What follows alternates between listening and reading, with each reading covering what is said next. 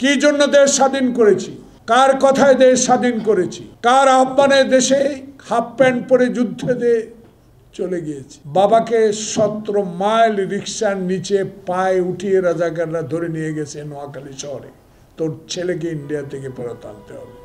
এসব দৃশ্যগুলো মনে হয় আজকে ব্যথা পায়। প্রিয় ভাইয়েরা, আপনার মতো একজন গুণীজন সচেতন ব্যক্তিকে বাংলাদেশে এমন একটি স্থানে বসিয়েছে যে ব্যক্তিটি 3 মাসের মধ্যে একটা নির্বাচন করার যোগ্যতা ছিল, কেন 9.5 মাস অতিবাহিত হলো? আমি একজন রাজনৈতিক কর্মী হিসাবে আমার বিবেকের কাছে আমি নিজেই প্রশ্ন করে উত্তর পাই না।